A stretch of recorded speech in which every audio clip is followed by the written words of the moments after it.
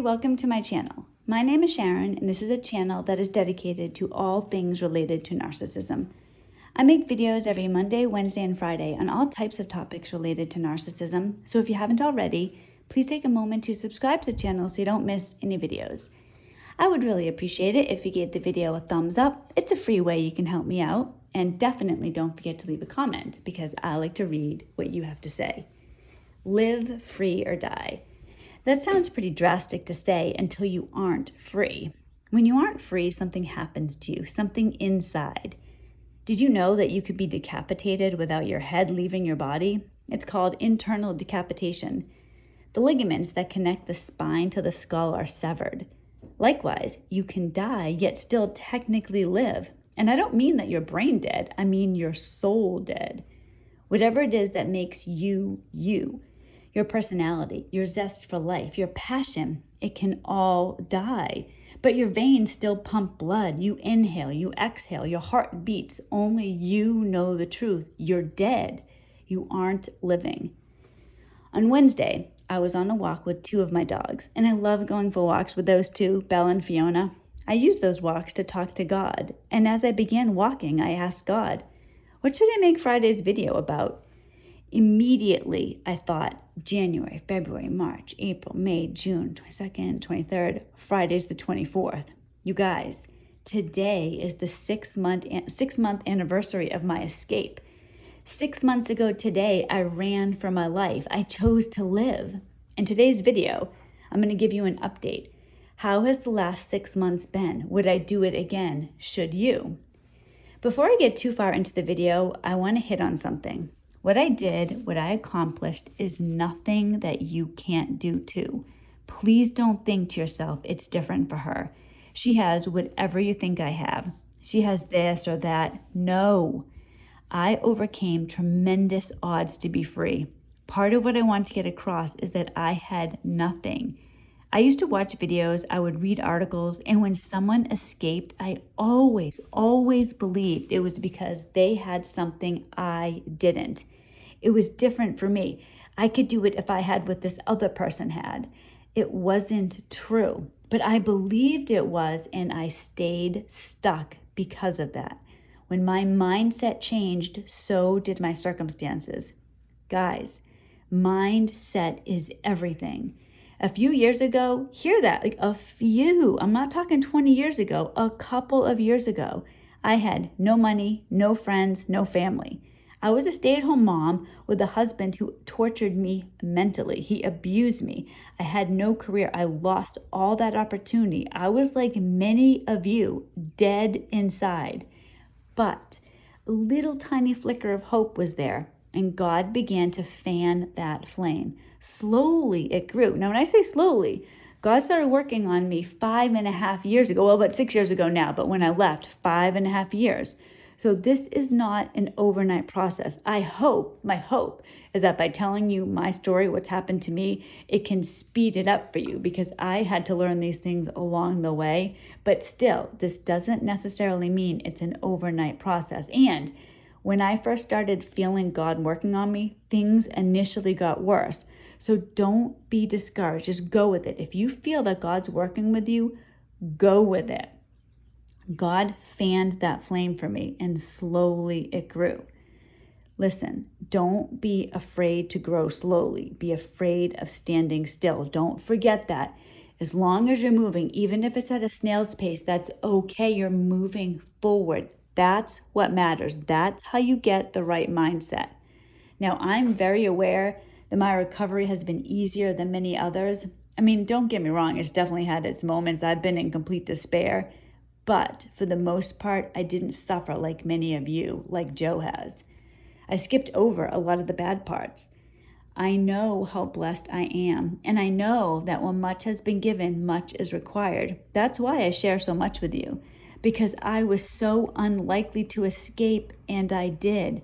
Because of that, I know that you can do it too. I want to give you hope and encouragement. I want to begin to fan that flame of hope that is inside of you. The truth for everyone is that nothing can stop a person with the right attitude. Opportunities don't happen, we create them. Joe and I made the plan for me to leave New Hampshire a few months before it actually happened. And before I go further, for those of you who are thinking, I got out because of Joe and you don't have a Joe, remember, I didn't always have Joe either. He came into my life when I changed my mindset. He wasn't in my life a few years ago. I began to follow God earnestly and he brought me Joe. That was the plan for my life. God has a plan for your life as well. I wouldn't have Joe if I hadn't changed. Only God knows what he has in store for you. So don't believe you need someone to save you. You need God only. You need God and yourself. That's how you're going to change. Now from October on, it got real. I told my kids at that point, and they were on board. My big fear though was my ex. So for 2 solid months, I was fearful of my ex because at any point he could have stopped me. I had to leave as soon as possible because once either of us filed for divorce, I was stuck where I was. It was really a race against time because I knew that my ex was playing games. He was trying to run the clock out. He was very patient. His plan was to either starve me financially or move back in with me and the kids. He was very patient. I really feared he was going to push the issue before I left or that he would file for divorce. Remember, at that point, we've been separated for 2 years. I was counting down the days, and I'm sure many of you remember. By the end, it really was do or die. I was all in or I was going to die trying. That was how it was at the end. That was my attitude. Literally do or die. I was going to escape. So, was it worth it? 1,000,000 times over, it was worth it. I'm free. My transformation is complete. Now, I can remember being in that moving truck with Joe and crossing the border into Massachusetts.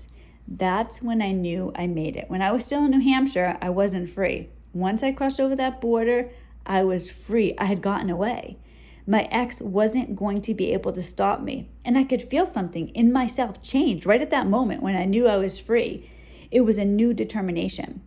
The best way that I can describe it is the way a parent believes that they will love their child before they have children and the way you actually love a child when you have one. It's different than you think. I had to actually leave to get the resolve I needed, and I needed it.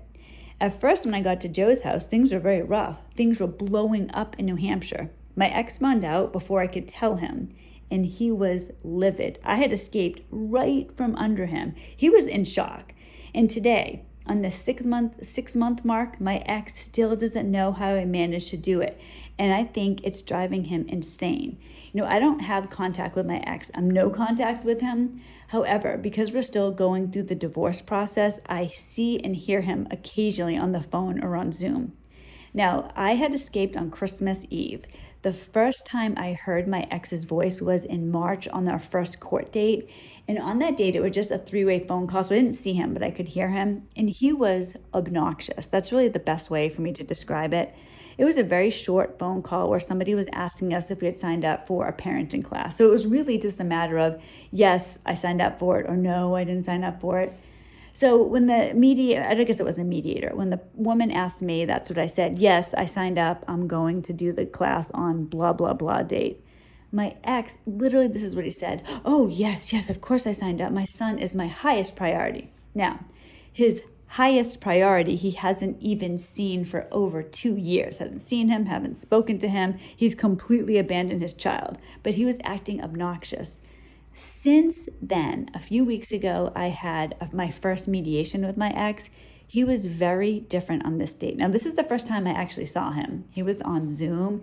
And, Joe asked me how he looked, and I tried to describe to him what I saw.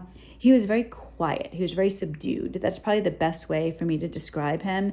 And he wasn't the obnoxious person that he was when I heard him a few months prior to that. Something changed in him. Joe asked me, he's like, oh, do you think he's broken? And I don't know if I would go that far. I don't know, but there's a change in his demeanor. Since that court date, he's also been emailing me. He wants to get in touch with me. My personal belief is that he really is going crazy not knowing what happened.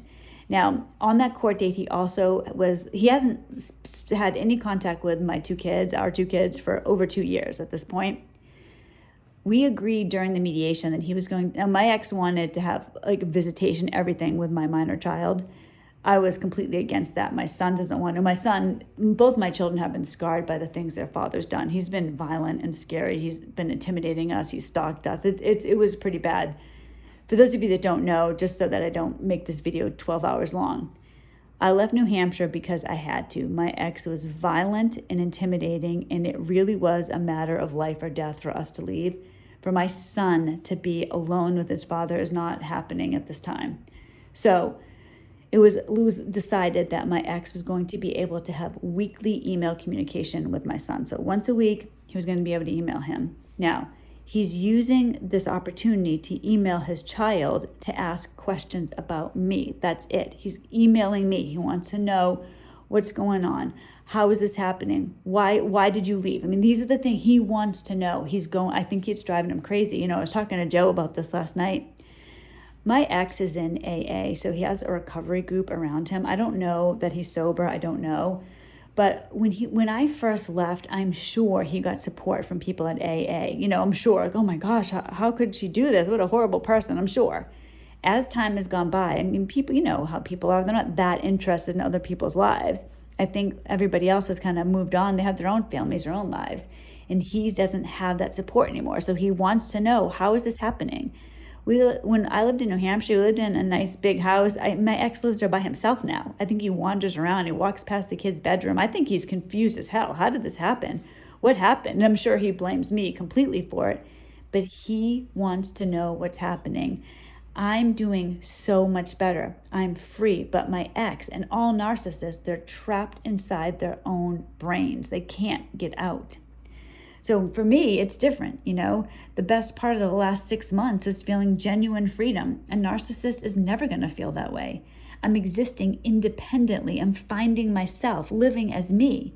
I feel free. And the thing is, oddly, it's those daily walks with my dogs that I feel the freest. I think it's because there's no distractions. I'm not doing anything else. I'm walking the dogs. I'm talking to God. And God is the one who got me free. I'm in the moment.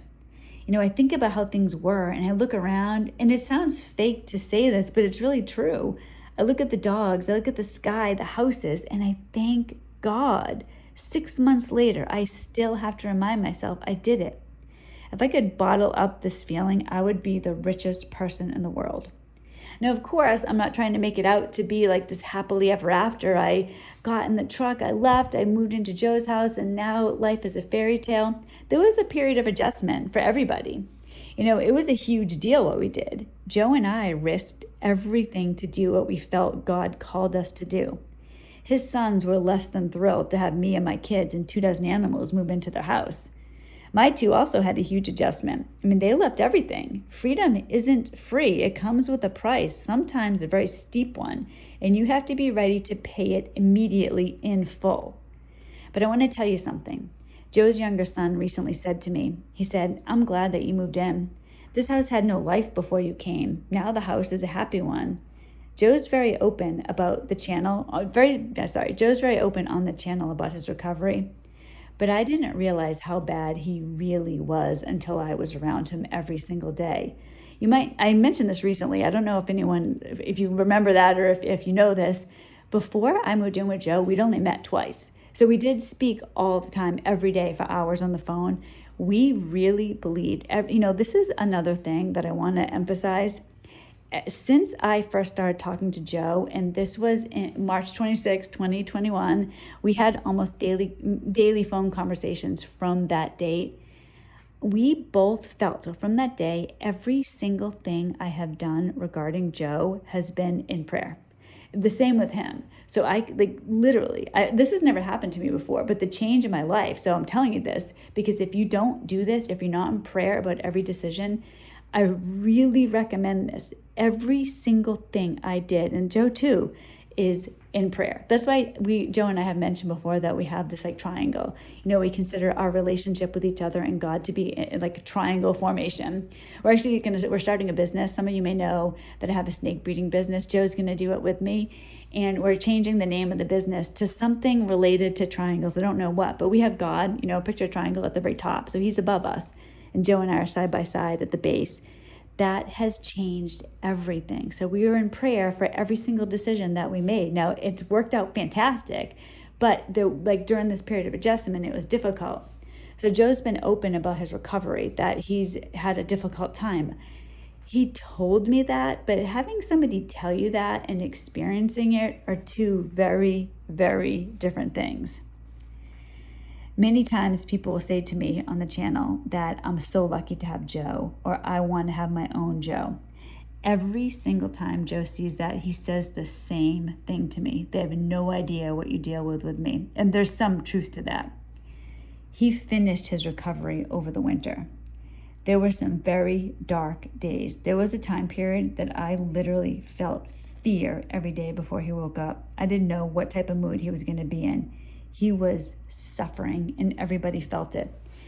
I would walk into the room and I could feel his pain. It was like a weight. I could feel it. I could see it. It literally stooped him over. And it wasn't just me.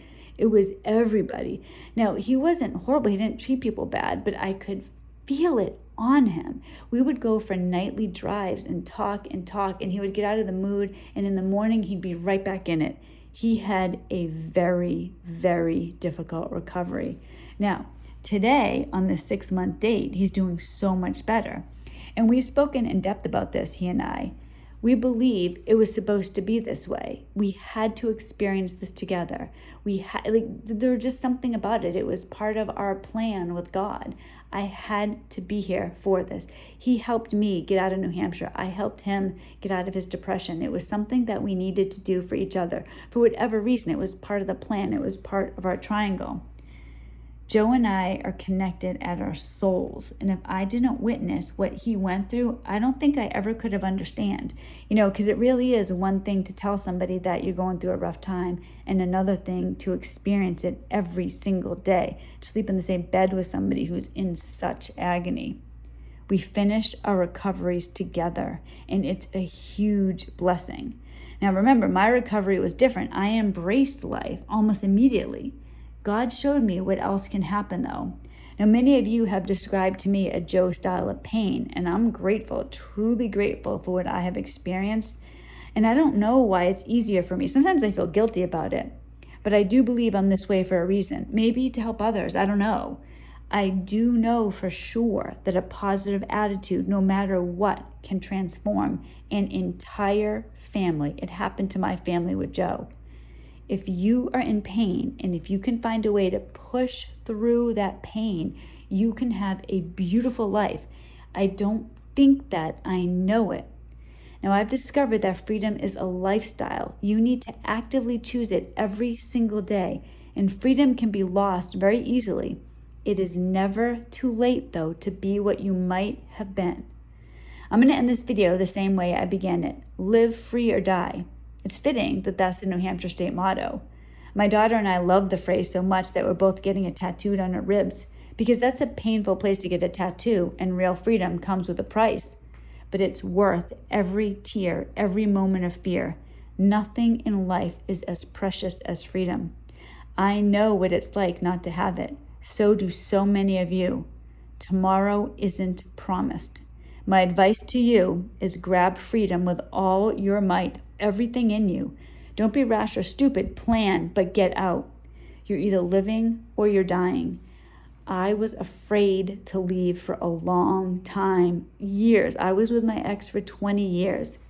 Now that I'm out, now that I did it, and I told you in this video, it wasn't always easy. I felt real fear. I had everything stacked against me, but I managed to do it with God's help. So can you. And there is nothing in the world like the way that I feel today.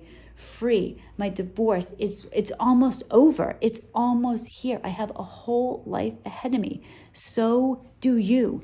Don't be that person that is like the internally decapitated person where you're living technically, but you're dead. You don't have to be that way. Everything was against me. So many things that I've learned, I know I needed to learn for a reason. I needed to see Joe's pain. I understand it. I get it. When some of you tell me the pain that you're in, I don't just tell you, yeah, okay, I understand. I know, I get it. I lived with it. And I lived with many other things too. I lived with desperation. I lived believing I could never get out. It is mindset. The last 6 months were a little bit up and down. They've evened out now, but it took 6 months. It's worth it. I recommend it to everybody. Plan to get out. Remember, it took me 5.5 years. 5.5 years. And things got real bad. My ex showed up at the house with a loaded gun. I had to call the police. I saw him dragged out of the house. I had no money. I had Child Protective Services come over. All those things happened after I started getting better. And that's just the way life is sometimes. Hold on through the rough times. Keep yourself focused on God, and you can get out too. I believe that is why I am here. I'm talking to you now. If you believe in God, God is talking to you through me. You can do this. God bless everybody. I hope you all have a wonderful weekend. Joe and I are going to do something a little bit different on this weekend's video. We're going to do a cooking with Sharon and Joe. We're trying to do the Sharon and Joe show more like a vlog style, kind of life after narcissism. So if you have any suggestions, let us know. Otherwise, I will see you on Monday. And thank you so much for listening. Have a wonderful day. God bless.